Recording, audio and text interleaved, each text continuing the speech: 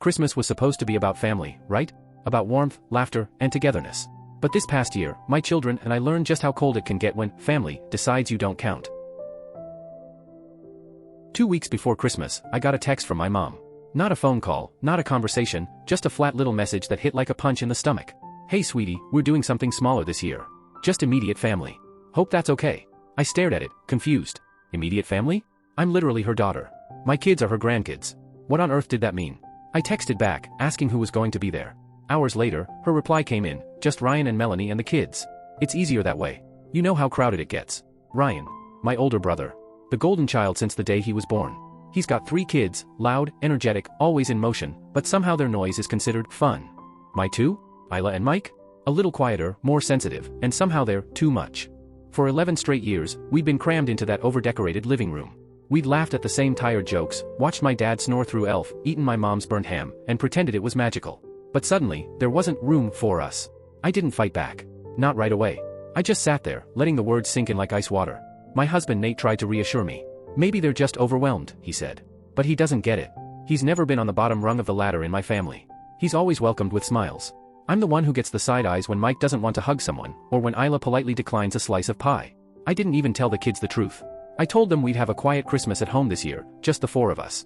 They were disappointed, sure, but they didn't push. They've already learned not to. Still, on Christmas Eve, I loaded up the car with every carefully wrapped gift I'd bought for my parents, for Ryan, for his kids. I told Nate I wanted to at least drop them off. Just, be decent. He didn't argue.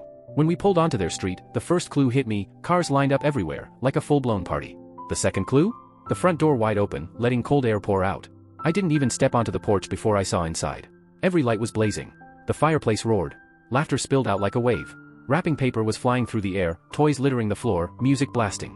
Ryan's kids ran around squealing while my mom snapped pictures and my dad poured wine. No room, huh? I turned on my heel, walked back to the car, and opened the trunk. Nate watched me silently as I reloaded every single gift. We drove home in complete silence. And you know what? I didn't cry. I wasn't even angry anymore. I'd crossed that line a long time ago. But the next morning? I decided if they didn't have room for us in their house, I'd make sure there was plenty of room online.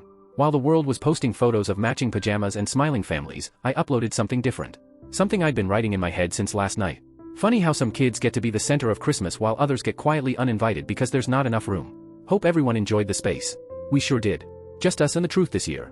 I attached a photo, the pile of untouched gifts I had carried back into our house, still wrapped, still labeled, now sitting unopened beneath our tree. And then? I tagged every single adult in my family. It didn't take long. 15 minutes later, Ryan texted, "What is this about?" I ignored it.